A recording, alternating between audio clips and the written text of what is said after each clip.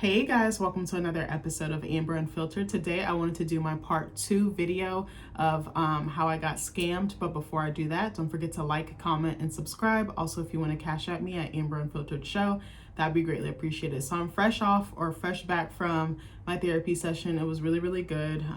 It was just nice to just get everything out and to talk it through. My therapist was very validating. She was very understanding, and more importantly, she believed me. So that was also very helpful. Yeah, it was pretty rough because I was just like, I still have like those feelings of like anger and grief and just like sadness over the whole situation. You know, when you want something to go so well and you hope that it will and you expect it to, and then it kind of goes left and it takes a turn for the worse. We were kind of touching on those feelings, and she was like, I want to examine this more. So it seems like my healing is taking a different direction, but I'm glad I'm getting in front of this. I feel like old me would not have. I feel like I would have just let this pass me by or let it slide like I always do, let it like roll off my back.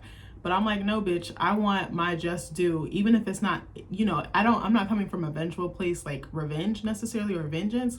I just want my peace of mind back. And I took some actions, I'm not going to say what, to protect myself, but also to stand up for myself. And that's something that's really been hard for me to do, but I'm so glad that I did it. But also shout out to my bestie for giving me the advice to do it and putting that battery in my back. It's really important to have good people around you and good people in your support system who are team you, but also will check you, but also love on you just as hard. So I'm trying to remember, I think I left off with like day 2 in my last video. I have no idea how long this one is going to be. After this, I think I'm gonna cook dinner. I'm not trying to be on here all day. I feel like there might be a part 3 depending on how long this one goes and how much I cover. But anyways, just bear with me. This could be the last one. This could not be. If you hear some noise in the background, my husband decided it was a good idea or a smart idea to run the dishwasher. So sorry, please forgive me for the noise. I came home and it was already running, so there wasn't really much I could do about that. Hold on one second. I also went to the store and got some stuff for chili and chili cheese dogs, and I also randomly decided I was going to bake a cake. No, it's not going to be from scratch, it's going to be from a box, but I was like, I really want some cake. I have no business eating it, but I was like, damn, it just sounds so fire. So I was like, I'm just going to make a yellow cake with vanilla frosting. Like, I am a glutton for punishment, evidently. So I'm trying to think where I left off last. I think it was day 2, which was, it wasn't pitches, it was, the 5 sympathy factors. So like I said, there was kind of like this tumultuous dynamic. And so pretty much almost everyone finished. Actually, there was one person left who needed to go, but he decided to call it not a day, but he decided to call the break or our break, and was like, okay, we're gonna break for lunch and then we're gonna come back. Also, sidebar, my phone is dying and I have the charger on, or if I run out of storage, I apologize in advance. So anyways, yeah, so I decided to, sorry, my boss was just texting me back. I actually asked her for the day off because I'm not feeling 100%, and I feel like I'll be like no good to her tomorrow if I came in. I feel like I just need to rest. I feel like my energy again is just so depleted. I made the analogy to my therapist earlier. I was like, I feel like coal, like all my reserves, all my resources, all my energy or fuel is just gone. Like I just need to fill it back up. And I was like, maybe I just need a day to like rest, watch movies, just vibe out and not do too much tomorrow. So I had reached out to her to ask her for the day off. I normally don't wait till the last minute, but I just could tell that I'm gonna be like kind of struggling, because I feel like I'm kind of like, I have these like random waves of like sadness where I like start crying and I just get so angry all over again. It's literally like the 5 stages of grief. Like this is not the worst thing to happen, but it is one of the worst things that I feel like that's happened to me in a long time, because I feel like I move accordingly and like good things usually happen to me and for me. But I understand it's a part of life and it can't all be perfect and it can't be all sunshine and rainbows. So yeah, so we break for lunch. And I think this was the day that I decided to actually go wander off on my own. I was like, I kind of just wanted to be alone, because that kind of took a lot out of me, just being around that negative energy and that negative person, especially just how he was coming at us and just like shushing us and silencing us and really like stripping us of our voices, but also stripping us of our autonomy and just like the way that we interact with each other. It just created such a bad dynamic. I can't stress that enough. So I was like, I'm just gonna go wander. I was like, I'm gonna go walk. And he was like, I'm gonna go grab something for lunch. And it wasn't really made clear what he was gonna get. Actually, I think someone asked and he was like, it's a mystery. And I'm like, this bitch doesn't even know, now that I have the insight that I do now. I'm like, he doesn't know. He's just making it up as he goes. And I didn't really feel like that was fair to us. You're charging us all this food, all this money for food and lodging and the expertise and everything, and you're just going on a wing in a prayer, or not even that. You're just kind of going by the seat of your pants. And I think sometimes certain situations call for that and it can work, but I didn't feel like it was good to apply that type of mindset or mentality to this situation. So I left. I had seen that there was like a little bench near the water, like the river, and I was like, I want to go down there. So I walked over there. I was on the phone with my husband, and I was like, I'll call you back, because I just wanted a moment, to take some time to myself. So I journaled a little bit, but it was kind of hard because one, there were so many fucking bugs, and two, the angle in which I had the journal, like I didn't have a flat surface. I had to like use my legs or my knees, and it was just annoying, and it was like swelteringly hot. I can't say that. Anyway, just ignore me. So, or don't ignore me, at least skip that part. So, one thing is I'm not afraid to trip over my words. Like I just be like, okay, I'm too lazy to edit. Like it is what it is. I'm not a perfect talker, but I feel like I'm pretty articulate. So I then decided to walk back to like towards the cabin, and then I actually saw this trail just kind of like on the side of the road and like near where we were at, and I was like, I'm just gonna go down there. And bitch, I was wearing dress and sneakers with like no grip. Like I was wearing Keds, and I was like, this is a really dumb idea. And I was like, it had just rained the night before, so it's probably muddy, and it's like on I was like, girl, I was gonna say incline, a decline, so it's like steep. And I was like, girl, why would you do this to yourself? I was like, the way Mother Nature is not gonna play with me right now. I was like, I feel like I'm gonna be fine, like I'm not gonna hurt myself. But I made sure I because I had my phone out and I was listening to music. Also, it was so peaceful when I was journaling by the water. I had my phone out and I was playing like Saturn by SZA. I was just like vibing out. Like it was so chill. And I don't really listen to SZA like that no more. Drop it down in the comments. Do you guys still listen to her? I just feel like I don't know, her music doesn't resonate with me anymore, but I think she's a very talented musician, a very talented artist overall. So I start going down this trail. I start going down little by little, and then a voice just kept telling me like, keep going. And I'm like, all right, cool. So then I end up like at this, it's like a little small, like beachy type part. It's very, very tiny. And I was right on the water, and there was like little cliffs and like little rock structures. It was so peaceful. Like this was one of the moments that I was like, okay, there was something good that came out of this ugly experience. But that was one of the moments where I felt the most free, the most at peace, and the most at home. I love nature. I don't get out into it enough. Actually, my husband is always asking me to like go hiking and go out. And I'm like, no. Because they'd be like, usually when I'm busted, I want to stay home. I might be on my cycle. Like, I'm like, bitch, I'm not trying to do all that. I'm exhausted. I really don't want to be out and about. I just want to be home. Because resting to me and just being at home and doing nothing, that's one of my favorite things to do. Like, I'm low-key part-time, like a homebody, but at the same time not. So I just start crying because I'm like, this is so beautiful. It's the water is perfect. The air is perfect. Just the scenery, like the sky was so blue and just so pure, and everything around me, it just was like so healing for me. I don't know how else to explain it other than that. So then I just start praying, and I just, I put my headphones back in, and I pull up Jhené Aiko's I Am Not Afraid, her creation mantra that she just dropped like a couple months ago or a couple weeks ago. And I just start playing that, and in the song, it's basically like an affirmation and like a mantra, and she's saying, I'm not afraid to go into the dark to retrieve my art. And it was just so powerful. But she's playing, I don't know if you guys know what singing bowls are, but they're made out of like precious metals and stones, and like you play them with a mallet, and like different frequencies come out because the stones have like healing properties, or I believe to, because I know some people don't necessarily believe in that. But me, I do. I'm very spiritual, like I said. I'm not going to tell you all my practices and things that I do, but I definitely do believe in that. And I have one myself. I haven't played it in a long time, but I should get back into it. So, what was I going to say? So I'm playing that, and I'm just praying, and I just have my eyes closed, and like tears are just flooding. Like I feel a wave wash over me. Like it was like a cleansing, and it was like a healing, and it was like a just purging, just letting go of stuff. So I'm like, okay, which is ironic because I'm in a toxic ass situation and have no idea entirely yet. So then I stop my music, and I'm taking deep breaths. I'm actually like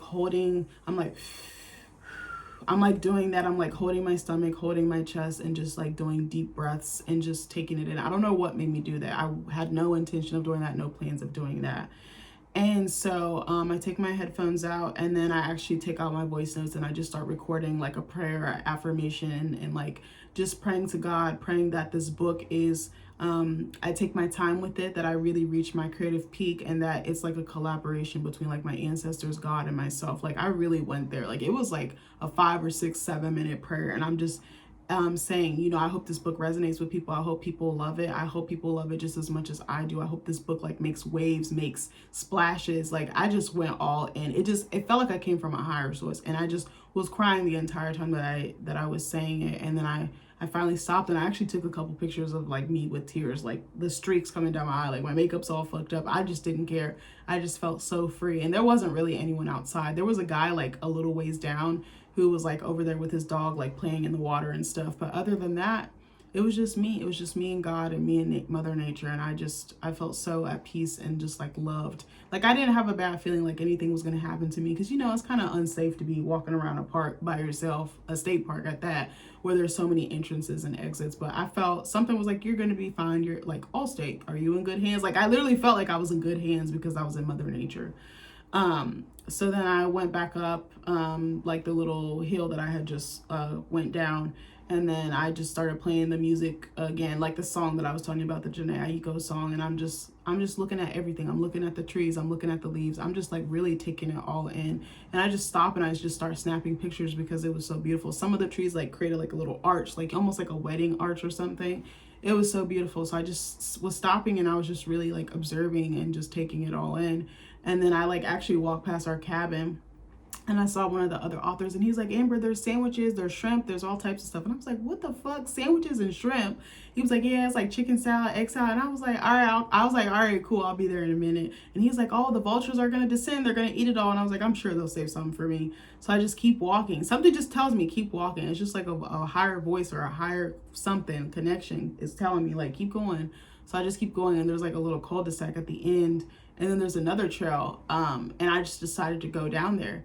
And I just kept walking. I don't know. I just had the music playing. And I made sure I was looking around and make sure I was like alone and, you know, safe.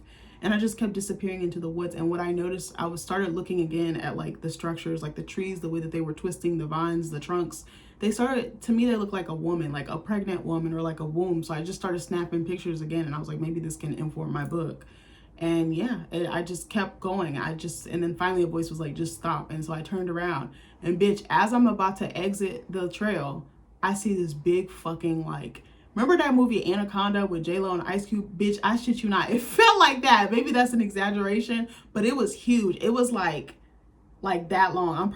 It's probably farther than that. Like, bro, I've never seen a snake that big in my entire life. Like, you know how you see pictures like online or like on TV or something? This was definitely giving Nat Geo, King XL Conda. I was like, girl, what? It was insane. It was huge. And the head was like over towards the tree away from me, but then his tail was like, or her tail was like curled up towards me. So if I made one wrong move, he could have snapped me up. I was like, oh my God. I literally was walking, looking down, just making sure I wasn't tripping. And I was like, what's that branch? What's that twig doing? Bruh. I think my heart jumped out of my fucking chest. I was like, bitch, what? I literally backed up, and I still have my headphones on. I took them out. I literally backed up and I got a running start, and boom, I jumped. But I had my eyes closed. I was like, I was so scared. I was like, bruh, but the reason why I bring that up is I feel like it was symbolic of the situation that I was in. Because I was like, he's definitely the snake. He's definitely the danger. He hasn't done anything to me, like physically attack me, but he's hurting me in another way. And I was just like, damn, like taking advantage of the fact that I don't know certain things about the business side or the like the business side of being an artist, especially an author, taking advantage of the fact like certain information I just don't have and I just don't know.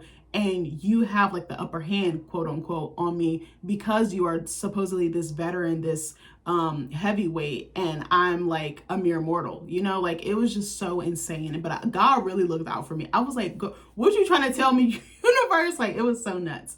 So then I'm like freaked out, but I actually kept really calm. I was like, if I freak out, I know this animal is going to attack me. So I just like kept it cool. If you know me, I do not do snakes. I don't do anything with legs, with fucking wing, bitch.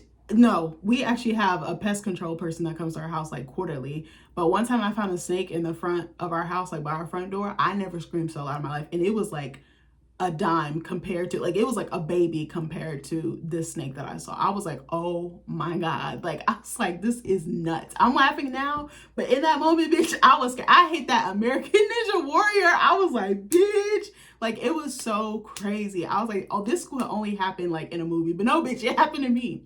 So then, and I have pictures to prove the shit. I took it from far away because I was like, bitch, I don't really want a snake in my camera roll, but that joint was huge. And I call my husband. I'm like freaking out. I'm like telling him, he's like, are you serious? And I'm like, yeah, like it's really like that out here. But I was like, it's warm. Like snakes come out in the warmth. Like it's not too hot, not too cold. It was like probably like 80 degrees that day or close to it. So I go back in the cabin and everyone's pretty much outside. I guess they had already eaten. So there's like platters of food on the tables outside. We were sitting outside on the patio, like I told y'all before. So they're like, Amber, get something to eat. And I'm like, all right, cool. And they're like, don't touch the egg salad because it's absolute dookie. I was like, okay. So I get the chicken salad. I get like some, was it chips? What was I eating? It was like pretzel sticks or something. I forgot what it was. Oh no, I'm lying. It was pasta salad. That shit was so fucking mid. I was like, where's the salt? Where's the pepper? Where's the spices? It was like a pasta salad with like an olive oil dressing or like a lemon and olive oil dressing with like bell peppers and stuff like that. The only saving grace was the bell peppers and the cheese. I think there was like feta cheese or something in it. That was the nastiest chicken salad I've ever eaten. And I've eaten, Costco actually has a really good chicken salad. Me and my mom used to fuck that shit up. It was like a big container. It was like $8 and we would get like tortilla wraps and we would put it in that and we would literally destroy it in like 2 days. Like my brother didn't like it, but me and my mom was tearing that joint up. Like I have no problem eating stuff like pre-made stuff from the grocery store, but I'm like, can we do quality, not quantity? Like, hello. So then, I actually think we had a workshop after that. So we actually got to meet with a literary agent and her personality was kind of dry. It almost seemed like she didn't want to be there or like, oh, I'm just doing a favor for so-and-so. And it's like, well, girl, if you don't want to be here, don't be here. Like, don't waste my time and don't waste your time. Like, for real, for real. She has some really good, valuable insight, but like, I didn't feel like genuine vibes and like an openness. She seemed very guarded or like stiff.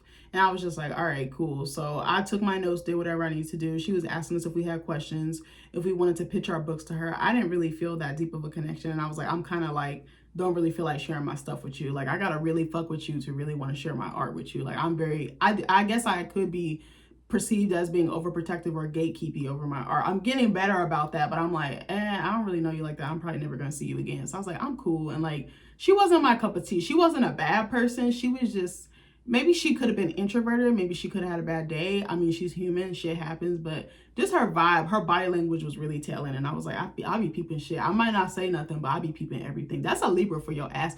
Also, it's my birthday coming up. So you bitches better hype me up in the comments. And I say bitches as a term of endearment. But anyways, hold on one second.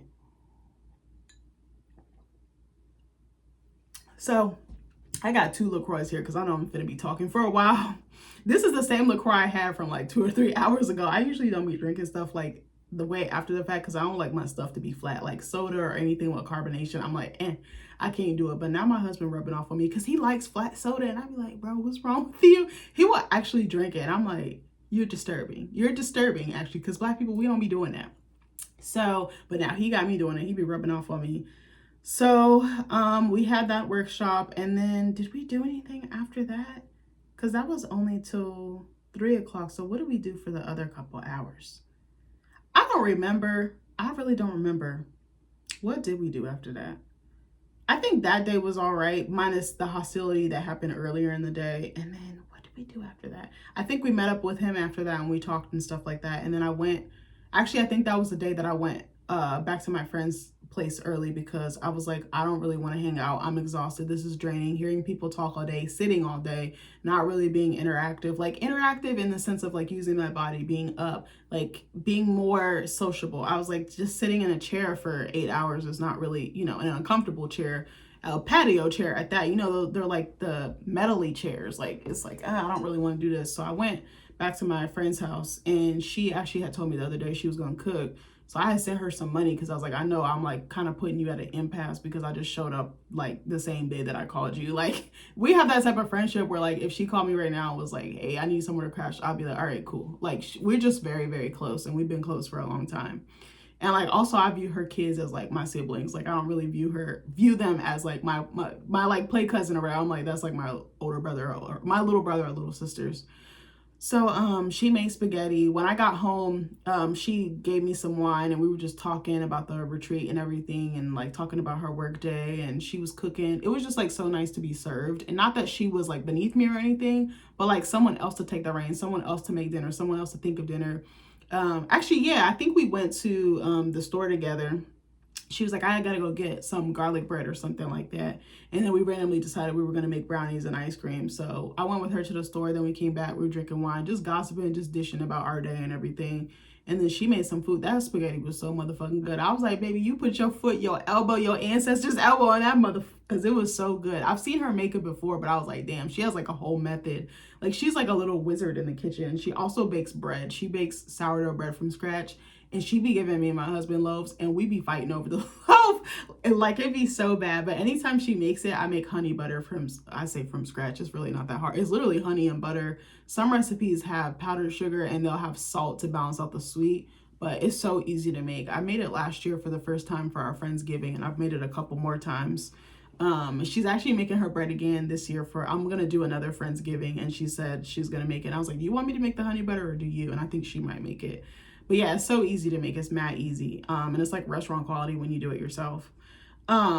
So that was really nice just to be taken care of. But also we were just spending time together, just talking, just dishing about everything. And then I went to sleep. And then the next day, I'm trying to think, I think we had a bunch of workshops. What did we do in the morning? I gotta remember, what the fuck did we do? Oh, I'm lying. So this is Friday, which is the third day of the retreat. So it was like a free morning up until like 12 or so. We could do whatever we wanted. He was like, you know, you can go to the cabins, you can walk around in the park, you can do whatever, you sleep in, whatever you're gonna do. But he had mentioned, oh, we're gonna be going, or he said he was going to a coffee shop that was nearby, and you could there was like a used bookstore nearby. So he was like, I'm gonna be in there if anybody wants to join. And I was like, all right, that sounds cool. So I asked the lady that I was really tight with, I was like, you want to link up and go to that? Because everybody else was kind of like, oh, I'm just gonna stay around, or I'm gonna hike, or I'm gonna do my own thing. And I was like, okay. But I was like, I really want to do that, because now that I'm a barista, I love going to coffee shops and exploring and seeing what they have and seeing like their menu. I just start comparing and making notes. So I was like, all right, sorry, this bun is like killing me, bro. It's starting to itch. I really want to rip this joint off, but y'all would die if y'all saw my hair underneath. I'd be telling my husband, I'd be like, I was like, you got a bow-headed wife, because like it creates a bowl like dome shape and like compacts my afro. But anyway, I don't know why I told y'all that. I mean, I tell y'all everything else pretty much. So I made a plan. I was like, with this other writer that I became cool with, and she was like, if you come to the park, I'll drive us there, because it was only like 15-20 minutes away. I was like, all right, bet. She was like, I'll drive us. So we get there. It's a cool little shop. We go upstairs. We actually see that there's more space and stuff upstairs, like seats and stuff. And there's like a little bar. It was like a coffee and like wine bar, or like alcohol bar. Like it was really cool. And they had like a little cafe, like food and stuff like that.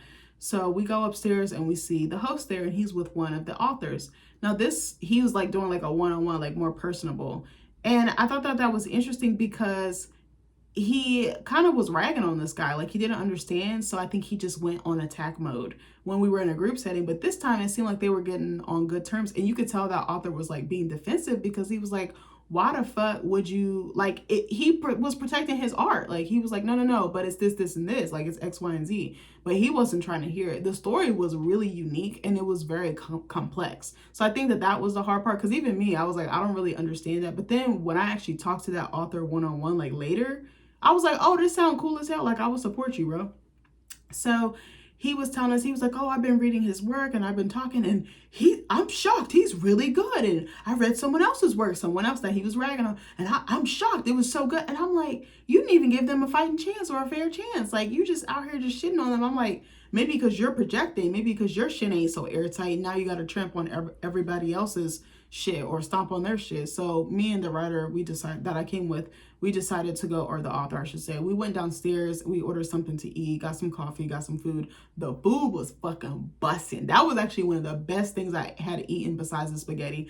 Actually, what was so crazy was when I was eating my friend's spaghetti, I was like, this is the best thing I've had all week, because that food was fucking terrible. From the first night of the day before we actually began, the retreat and I told y'all we went to that Mexican Korean place,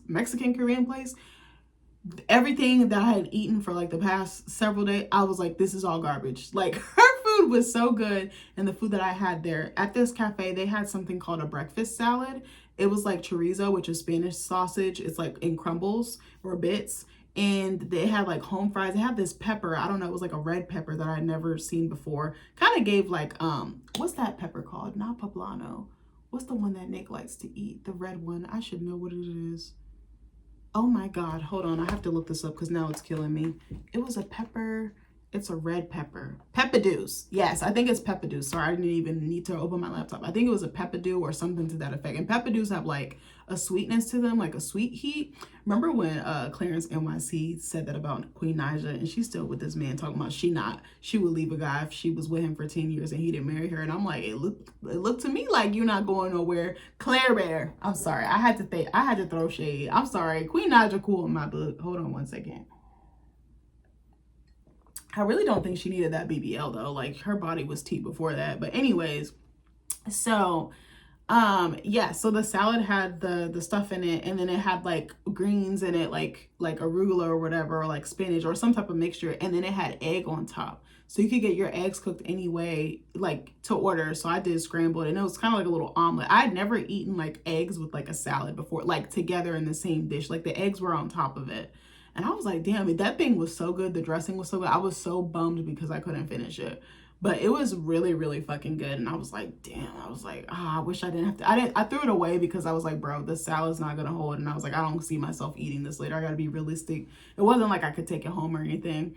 But that was probably one of the best things I had eaten there. The coffee was so-so. It was kind of mid to me. I always think that our coffee is the best because I feel like people don't get their flavor profiles right. And they don't always pick the best bean. So me and her were talking, we're sharing stories about like our background, what we want to do with our books, and I'm just asking her questions.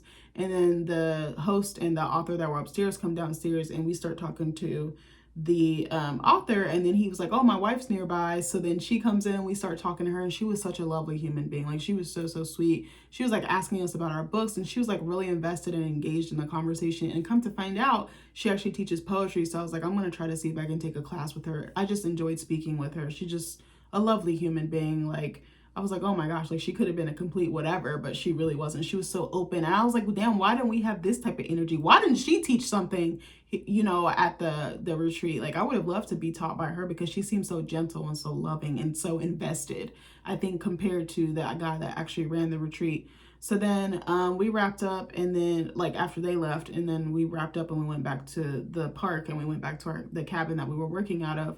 And we had two workshops that day. So we had one with a professor and author from actually my school. I'm not going to say who, but actually I had been messaging and talking to them virtually because of something else that I was doing at the time, like months ago at my school. And so it was really nice to meet him face to face. And we had like a moment because I was like, I know you, friend. And then we started talking and we have a little bit of banter. And everyone's like, you sat on this? Like, you didn't tell us that you knew one of the... And I was like, well, I don't know him, but I know of him. And they were like, why didn't you tell us? And I was just like, oh, I don't know. I really don't be liking to pop my shit like that. So I was like, I'm gonna wait until, you know, the proper time. I feel like timing and place is very key. So that workshop was really amazing. He was teaching us the difference between surprise and suspense. He had printouts. We actually read through different passages and pulled out how it shows up in the story, how it serves the story, and how you can incorporate it in your own novel or anything that you're writing. He was such a lovely human being. And what stood out to me about him compared to our host was the fact that he went around the room, he asked everyone their name, what they were working on, and like the genre. He wrote it down, and then he was able to call it back. Like, yes, he had the notes, but he was able to do callbacks and be like, oh, you said you were writing this type of work, so boom, boom, boom. Like, he was very good at connecting dots and making us feel welcome and making us feel safe, but also allowing us to express ourselves and stuff like that. And sometimes he would make little comments like directed towards me, not rudely, but like he'd be like, yeah, Amber, if you were my student, da da da da. Like, it was really, really cool. And then that was from like 1 to 3 or like 1:30 to 3. And then what was I gonna say? From like 3 to 5, we had another workshop, and it was another professor / author from my school. I had never met her before. I don't feel like I've heard of her. I feel like her name sounds familiar, but I don't know from where. And she taught us about like character development and like getting to the meat and potatoes of your character, like how to flesh out their fears, what their desires are, who's going to stop them from getting that, you know, what their likes and dislikes are, like really getting to the nitty gritty. And she actually did the same thing that the first moderator did of that day. She took notes. And she was a Black woman too. She was Caribbean, I believe. I want to say she might have been Jamaican, but I could be wrong. But she went around the room, asked people what they were working on, their name, and she took notes. And it was kind of like a little seating chart. And then she was doing the same thing, like calling back, remembering key details that people had mentioned. And then like if it would pop up in like the activities or what the discussion, she would like, you know, bring them back in and like make them feel included. And she was very intentional and thoughtful when she was responding. Like she didn't just respond just to respond. And that was really, really nice. Like, I feel like both of them had a really good gauge of like their audience, but also making us feel included because, you know, in our eyes, they're like the masters of their craft in like the literary space. Like we're trying to get to where they are, or trying to get to some, maybe not notoriety, but just get visible, you know, be seen. And they were both excellent. Like I was like, I wish I could take them I was like, I might just take one of their classes just because I really enjoyed meeting them and feel like I would learn a lot from them. And they gave such really helpful feedback and like guidance. And so I was taking notes during both of those sessions. And I was like, both of those sessions, I was like, damn, why can't we just stay with them for the rest of the time? And I was like wondering at the back of my mind, I was like, do they know how the moderator or the host is? Like, do they actually know his real true colors? Like I was like, maybe he's able to hide it the same way that he was able to hide it with us. But I was like, I hope they're not in on it. I hope there's not like a little corruption ring going around. And I'm like, how did he even come into contact with these people? Because some of them just seemed like too sweet or too above it. But I was like, maybe they have a different side. I'm not gonna assume that, but I was like, that could be the case, or maybe not. Maybe they just have a working relationship and it's not financial or anything like that. But I was like kind of curious because I was like, usually with corruption, either some people are in on it or some people aren't. And if you know, then some people don't even care. It kind of reminded me of Gina Davis's character in Blink Twice. Like she was complicit in the abuse of these women, but she was like numbing herself so that she didn't have to remember or didn't have to hold herself accountable. And I was just like, I kind of wonder, but I was like, huh. And then I was also wondering, I was like, are they getting paid or compensated for their time? I was like, I wonder if any of the money we put up is to pay them. Like, do they have a rate? Do they have a fee? Or I was like, or is he taking them out to eat, you know, giving them something for their time? And I was like, huh. And what I noticed was the host or moderator, he actually took one of the actually he took two of them out, but one I know for a fact where he took her, and it was a much better restaurant than anything that we had eaten that entire week. And I was like, why he couldn't give us that type of treatment? Like we're grown adults, we can pay for ourselves, like it's fine. But I don't know, it was a little bit fishy. So that happened, and then I think I went next door to, was that Friday? Yeah, I think that was Friday. So yeah, I went next door to the cabin that I told you about with the 3 or 4 ladies that I became cool with.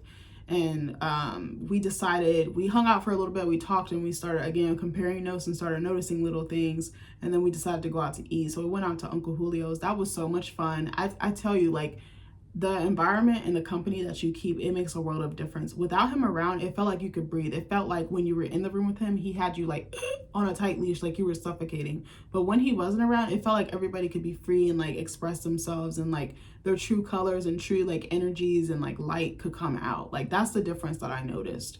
And I'm like, okay, so we got some tableside guac.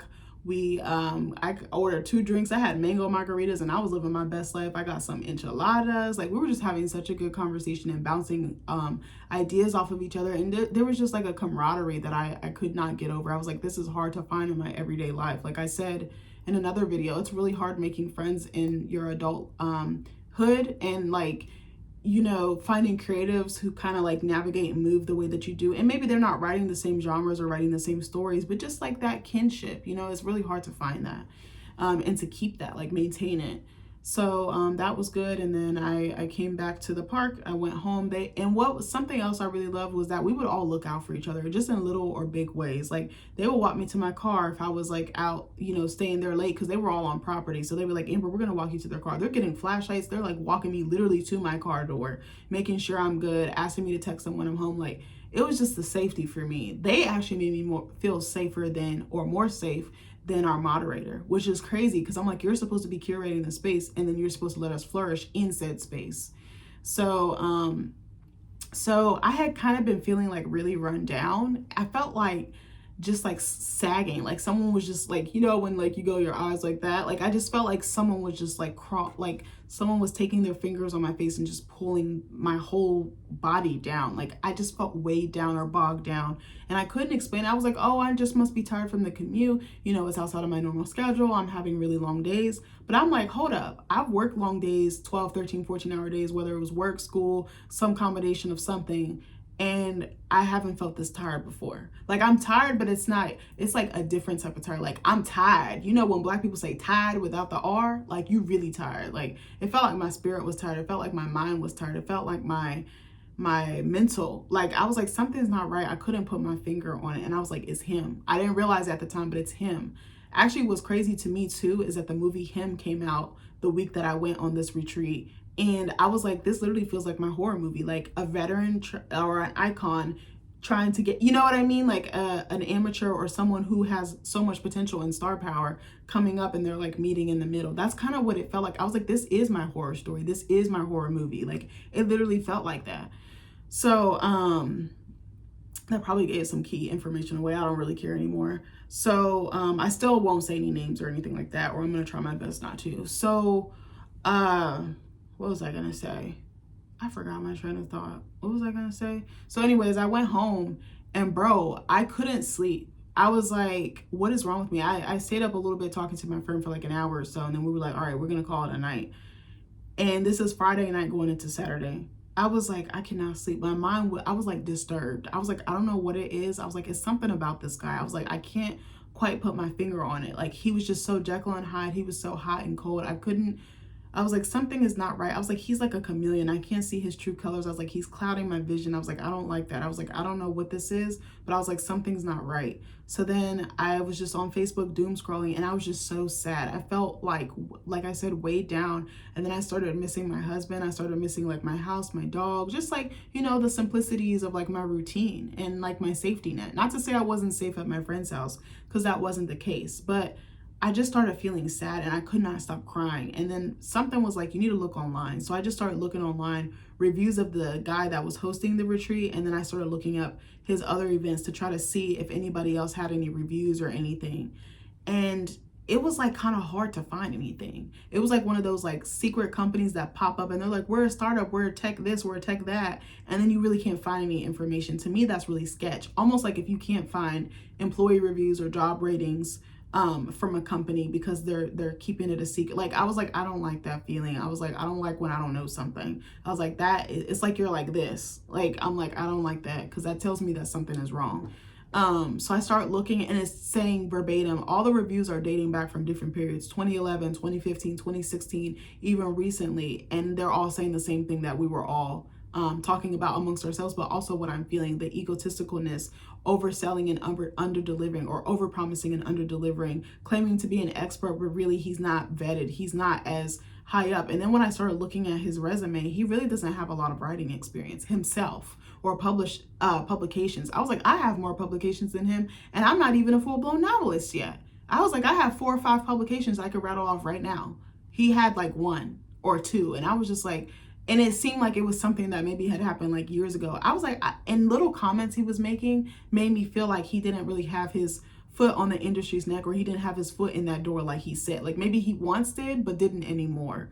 But something else I noticed is like he would just stomp, like I said, all over your ideas. And it's like, you don't have to be moving from a spirit of hatred. Like that's some evil shit. I felt preyed upon. I felt sick to my stomach, and I couldn't figure out why I was so tired, why I was so drained. I was like, oh, I'm just tired. But I'm like, nah, it's something else. It's something psychological. It's something underneath. I literally felt like I was in Get Out, bro. Like I literally felt like that, plus a combination of Blink Twice. Because I was like, there's something sinister below the surface, but I can't put my finger on it. So I start researching, and I was like, then it hit me. This was like 12 or 1 o'clock in the morning.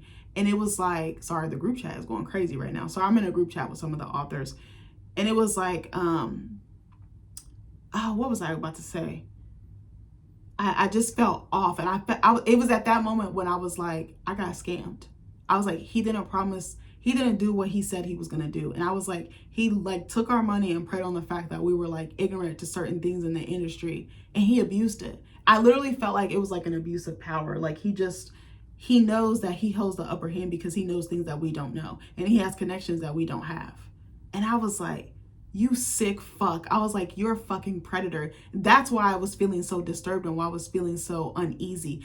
I told y'all, I started retreating into myself. I felt like a turtle going into its shell. Like, I was like, something tells me you're not safe. Like, my body was responding so badly. Like, she was like, no, bitch, we gotta exit stage left. I literally felt like a soldier. I was like, get in, get out. Get the information, get the recon, get the enemies, whatever, and get out. And that's all. I literally struggled to get up the next morning. So this is Saturday morning now. I was like, I'm gonna get there when I get there. I didn't care if I was late. I kept resetting my alarm. I could not sleep because it was sitting with me. Something was just gnawing at me. And I was like, this is wrong. I was like, this isn't how it was supposed to go. And so I finally get there. Everyone is pretty much outside on the patio. They had already started a little bit. It was all like 9:05. It started at 9. But I was like, since he don't care about the time, neither do I, because every day he was just kind of winging it, like da da da da. Like, he didn't really care. He didn't have a sense of urgency. So I was like, bitch, why should I? Like, period.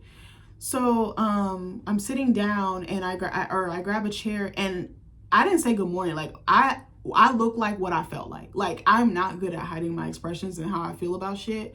And when I came in, even though I had like a nice outfit on, I was like pissed. Like, it took everything in me to get up, because I was like, I do not want to go back. Like, I just had a feeling like danger, danger. Like, just get the fuck out of Dodge.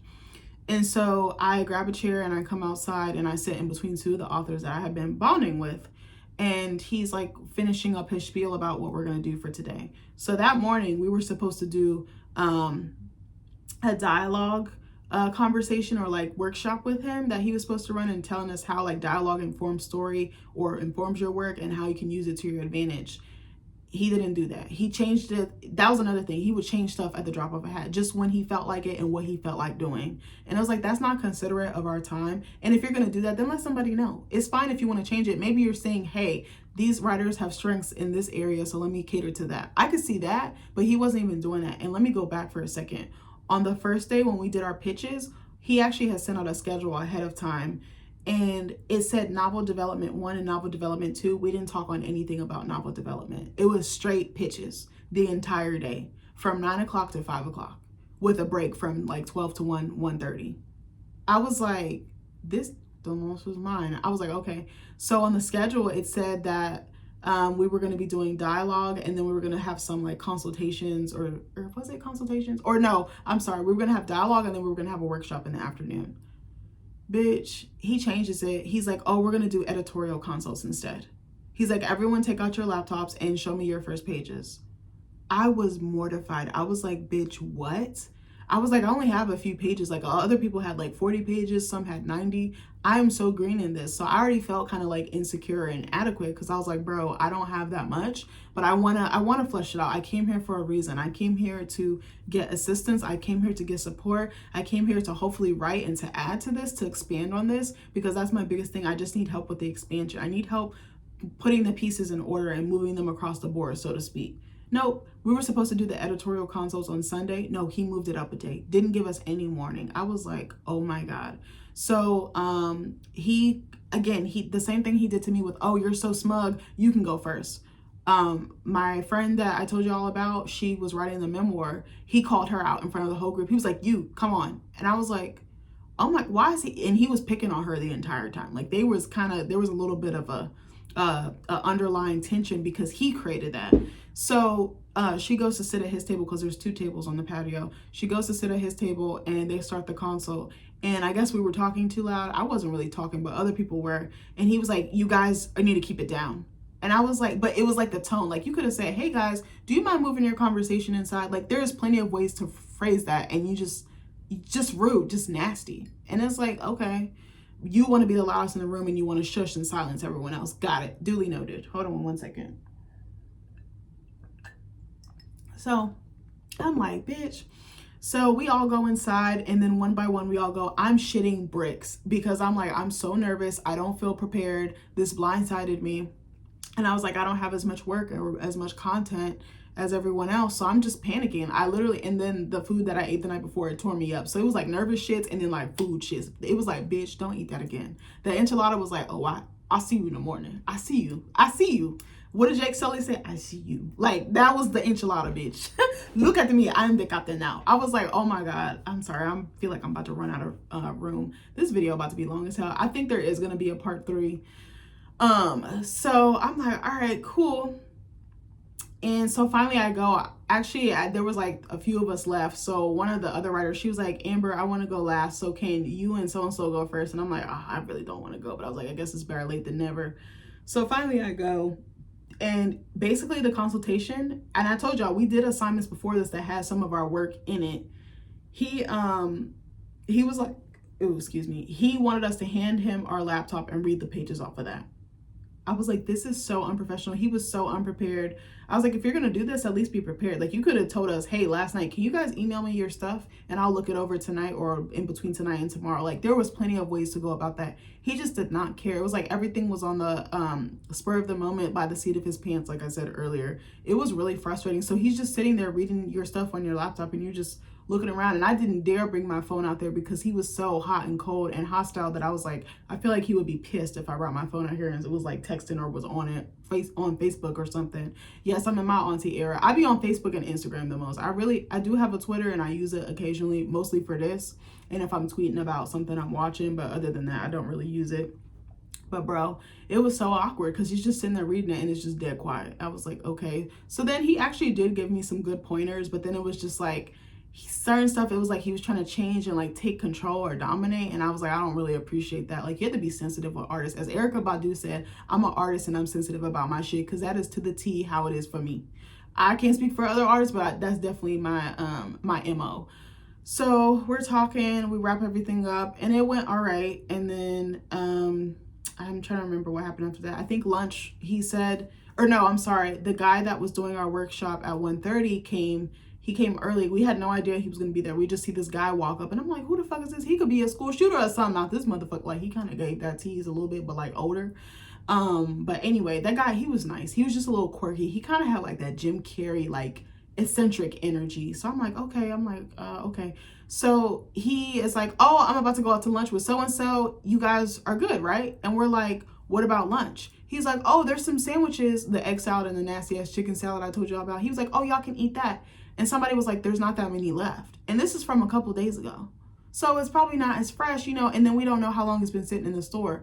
So he was going to make us eat that and just leave us to fend for ourselves. Now, yes, we're grown ass adults. We have vehicles. We all have jobs or access to money. But you're supposed to be taking care of us. And he didn't tell us that he had these lunch plans until it was happening. And it was like, okay, so then somebody was like, can you grab us some stuff while you're out? So then they had to wait until he got back like an hour and a half later to eat. I was like, the neglect, it's the neglect for me, baby. I was like, I can't. So then pretty much all of us did our editorial consults except one person, and the one person that said she wanted to go after me. So I went to McDonald's because I was like, I'm not eating that nasty shit. And I was doing really good. I actually really wasn't eating no fast food. I hadn't been in no drive-thrus, but I said, I know my diet's a little fucked up. And when I was getting out of workshops, I was getting out late. So I was like, bro, I'm just gonna grab something quick because I don't have time to like order something. And I didn't really know the area. Like, I've been over there, but it's been years since I really was moving around over there. So I'm like, okay.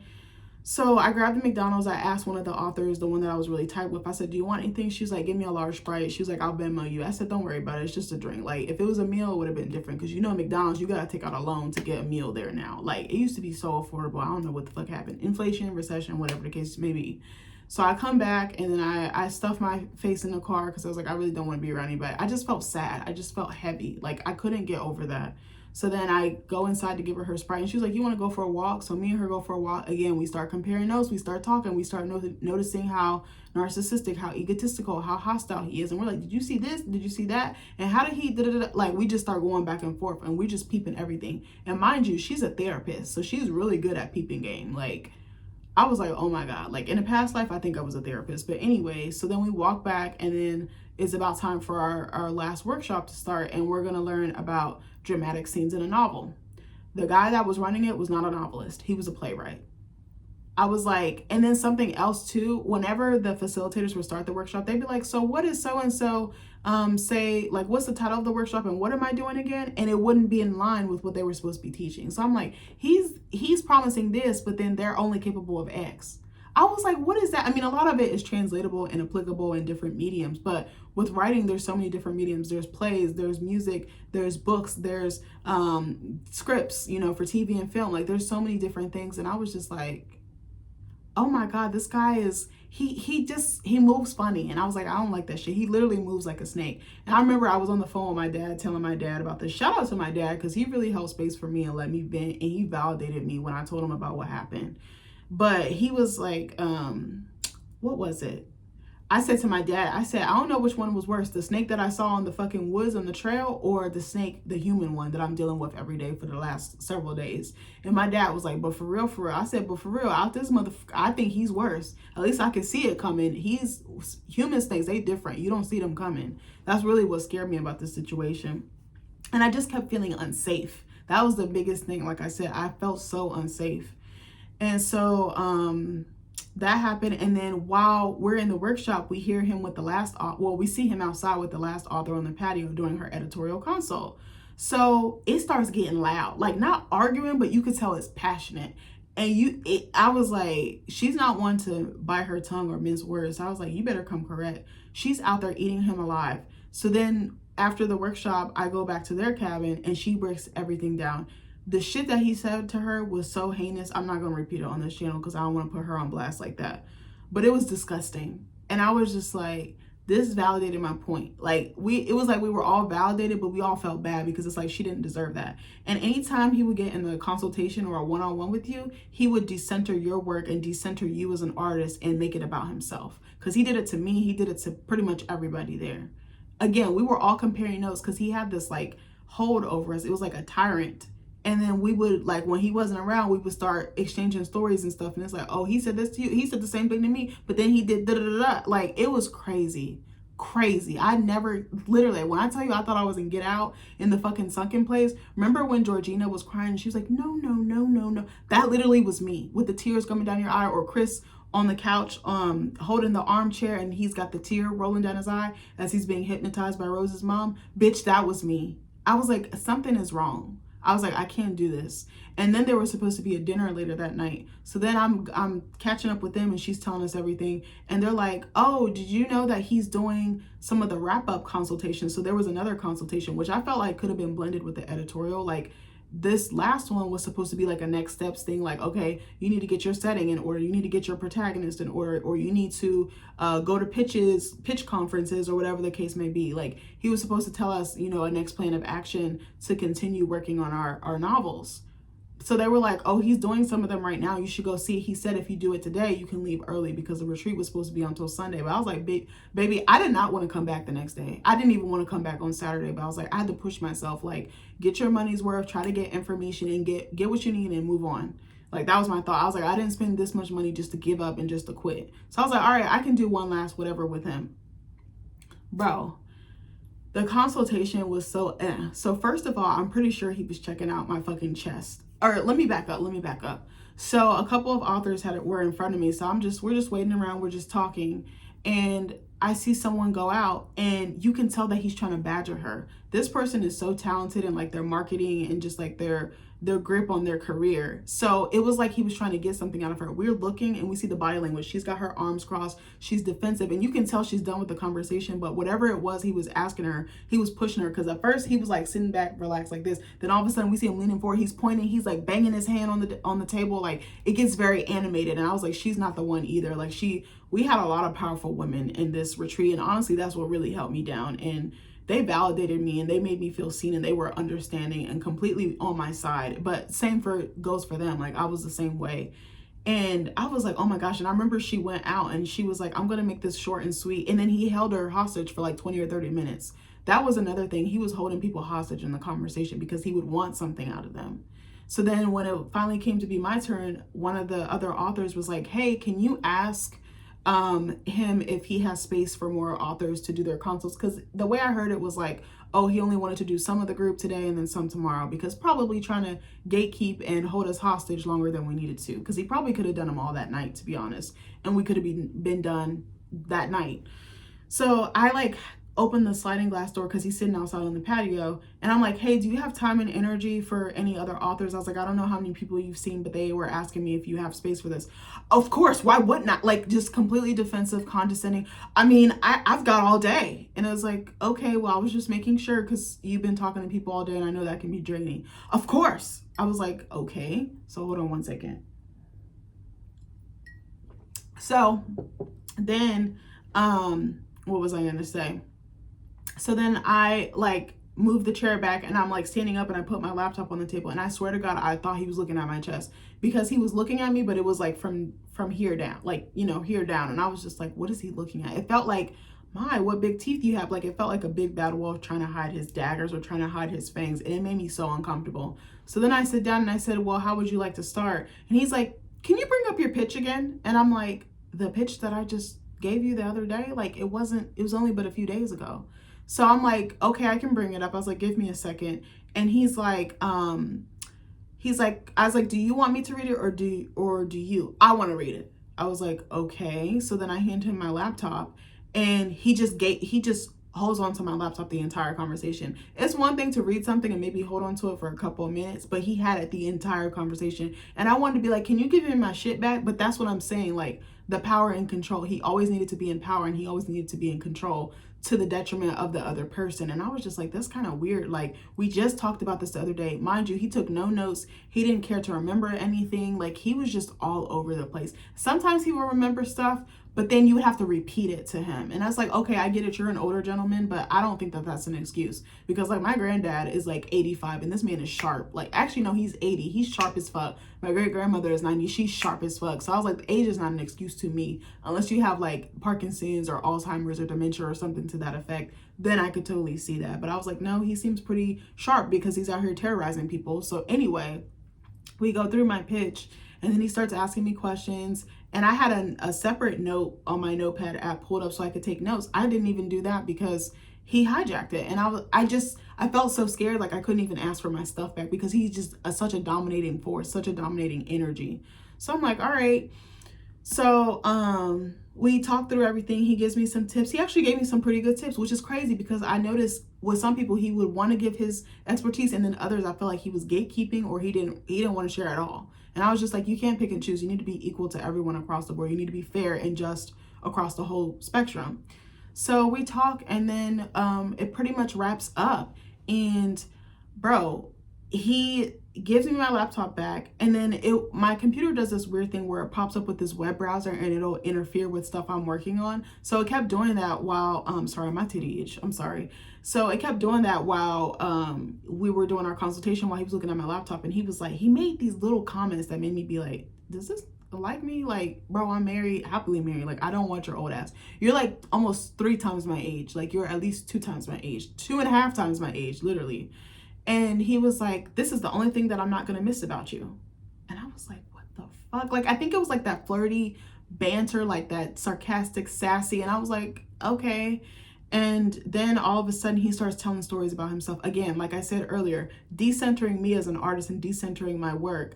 And I understand sharing stories and trying to relate to people. Sometimes, a lot of us, when we are interacting, we tend to tell stories about ourselves that go hand in hand with whatever that person is talking about, that topic. And bro, it had nothing to do. First, he starts telling me this crazy story about this woman getting so drunk off her ass at one of his retreats that she rode down a hill and fell into the river, and that the authorities had to be called. And I was like, what does this have to do with me? What does this have to do with Ender? What does this have to do with In Vitro, my story? I was like, this makes no sense. Then he tells me about some other retreat he had done and had been running in West Virginia, how the place he did it at, it was like some historic hotel or inn, basically went to shit. It's like not open anymore. And then there's like these awkward pauses, not thoughtful, not like, hold on, give me a minute. It's like he's trying to keep me there. I literally felt like I had my wrist out and he went like this and he didn't want to let me go. I was like, I gotta go. Like, it shows on my face, but I was like, he's not even aware of his surroundings and he's not even aware of my body language. Like, he's missing all the fucking social cues, because I be peeping stuff. If people start getting their stuff, if people start walking away, if people start turning their back, or they're not responding to you, that typically means they don't want to fucking be there. Conversation over. Like, come on now. So He's doing that, and then finally I think it ends. It was just like he just kept trying to find things to talk about just so he could keep me there, and I'm like, bro, I don't want to be there. And then he told me, he was like, I like you, and I lied through my fucking teeth, because it was like, I just gotta do, I felt like people pleasing and like was gonna be my saving grace, and like just going with whatever he said, because I was like, I just need to get the fuck out of Dodge. This is the last time I want to see you. I'm not coming to dinner, like fuck this shit. So I literally was like, I like you too. Like, I'm lying through my teeth. Like, I'm so good. Like, I just went into survival mode. I was like, I gotta say and do whatever to get myself out of this situation. Like, I felt so in danger, like endangered, like an endangered species. I literally felt like he was like a wolf preying on a fawn, or like a deer, or like a rabbit. Like, I really felt like he was trying to devour me. Like, it was disgusting. So then he was like, are you coming to dinner? Because we had dinner reservations at 6:30 at some restaurant, some French cafe or something. And I'm like, I said no. He was like, why not? I said, I'm drained. He was like, well, I can't tell. He's like, you look fine, you look happy, like you look good to me. And I'm like, well, I'm not. I was like, I'm drained. I was like, I'm faking it until I make it. And he seemed shocked, and then he starts laughing at me, and I was like, why would you laugh at that? Like, I'm not a joke. Like, I'm so dead ass. Even if I look fine, quote unquote, you don't know what's going on in here, and you don't know what's going on in here. Like, you got to be careful with that. He's just so, he was like kind of dismissive. So now I literally pick my laptop up, and I'm like reaching for the sliding door, because I'm thinking we're done, bro. Like, it's quiet, nothing else is said. And he's like, are you going to say goodbye? And I was like, what do you mean? He was like, say goodbye. And I was like, goodbye. He was like, no, I mean, like, are you going to come back in to say bye while, like, when you go put your stuff in your car? And I was like, no, this is it for me. Like, I was so direct, and it was like, it wasn't computing to Buddy. And I was just like, what the actual fuck? And so then I like, again, went through the motions. A part of me, like a very, very small part of me, felt grateful for some of the advice and some of the people that came. But I was like, this was like one of the worst experiences of my life. I was thinking this, I didn't say this. So I shook his hand, I said thank you, and then I left. And then I was talking to some of the other writers outside about their experience, or some of the other authors, and we were comparing notes. And again, it was the same thing. He was telling some of them the same stories, like about the lady falling down the hill, decentering their work, decentering their voices, and decentering their art, and just like them as an artist. And I was just like, this is so disgusting. Like, this was one of the craziest experiences I've ever had in my life, because one, it was so expensive. Two, there was a lot riding on the line. And three, I didn't get what was promised to me. Like, there were so many red flags that they were just fucking bopping me upside my head. But I felt so guilty. I felt so ashamed, because I was like, bro, why did I not see this coming? What did I miss? How did I miss this? But it's like, it needed to happen. I needed to meet these people. I needed to have that time away from home. And I needed to hear that industry advice from like these tenured people in my field. Like, I want to be up there. I want to be a professor. I want to be an author. I want people to fuck with my work. I want people to I want to sell out copies. I want to sell millions of copies of books. I really do. This is my dream. This is not for play. This is for real for me. And so I just felt so devastated and destroyed. I was like, it made me feel like I couldn't trust myself and trust my judgment. I was like, I make good judgments. I make good decisions. I make sound decisions. I'm of sound mind. Yes, I struggle. Yes, I have mental health issues at times, or obstacles, but I always bounce back, and I know I'm gonna be straight. So it was just so conflicting for me. I just felt distraught. And even like, it felt like it was taking me so long to get home that night, because then I had to stop back at my friend's house, go pick up my stuff. Then that took a little bit, because I think she was trying to get me to calm down, because she saw how like irate and livid I was. And then I wanted to be alone, because I was like, I need to sit with this. And I was like, I just need to distract myself, but I also need to sit with this. Like, it was like a very conflicting feeling. So then she fed me, I got on the road, and then I just drove home, and I was just happy. I felt so safe. I felt so just like I could breathe when I got home. And then just being in my bed, like I was like, damn, I never realized I would miss my house, like my safe space. And then it kind of for a second made me feel like I don't want to go to a retreat anymore, or ever again. But I'm like, don't discount your blessings. And I made this video to tell other creatives, do your research. I did not do my research enough. I researched this place, and it kept popping up. I even plugged it into ChatGPT, but I also did like my Google searches. The way it was worded, the way it was portrayed, I was so excited. It felt like it was everything and then some that I was looking for. But do your research. Research the person running the retreat. Look at their accomplishments. Look at their resume. Look at their education. Look to see if they're still relevant. Look at the people who are coming to the retreat. Look at pictures of where you're staying. Like, really dig deep. Don't be afraid to do that. If you're spending your hard-earned money, don't be afraid to do that. I wish I had did that more, but I was so excited, and it was right in my price range, right in my area, my territory, that I don't know. And if something doesn't feel right, run. Ask for your money back. File reports. Do what you need to do. Like, really trust in yourself. I was so angry. I hate the fact that artists are taken advantage of and creators are taken advantage of. I actually wanted to say one more thing before I ended this video, because there was something about that I think I had pulled up earlier, if I can get my laptop to work. But just be more diligent and be more vigilant, honestly. Like, I told my friend, I was like, this is gonna take me a little bit to heal from, because I was like, I'm shattered a little bit. I was like, this kind of fucked me up. Like, I made an emergency appointment with my therapist because I was like, bro, I can't wait a week or two to see you. Like, I need to see you now. Actually, I don't know if I'm gonna talk about this, but yeah, I'm gonna skip this part. Sorry. I was gonna bring that in my video, but I don't know if it needs it. But just, if something looks off or it feels off, don't be afraid to say something or remove yourself from that situation. And even if you do everything right, you know, quote unquote right, shit like this can still happen to you. But I just want you to protect your art and protect your vision and protect your trajectory, and, you know, just look into things. Ask around. Hey, have you been to this retreat? Hey, have you heard of this organization? I wish I had done that more. I don't know. I was just so excited and was like, I finally found the thing that I was looking for. I'm not gonna sit here and act like I didn't get some good things out of it, but in my experience, it felt like the bad outweighed the good. But I wanted to talk about this because I was like, I don't know if this has happened to other people.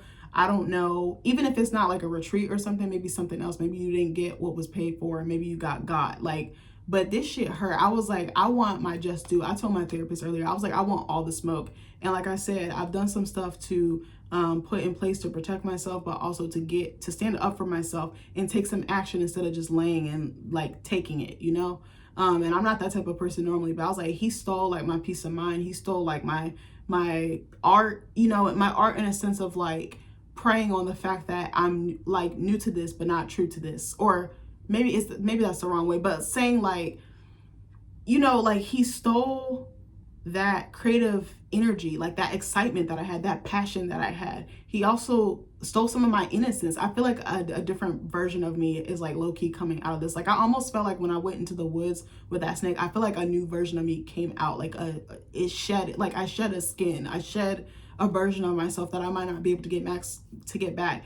And don't be afraid to get what's yours. Do it in an ethical way. Do it in a legal way. But I just wanted to talk about this because I was like, this shit really blew me. And I was like, I don't really be coming on the internet spreading my business like that. Like, I do, but I do it in a very calculated, intentional way. But I was like, I gotta talk about this. I was like, I can't let this go. But anyways, I love you guys. Thanks for coming to my long ass, extended ass TED Talk.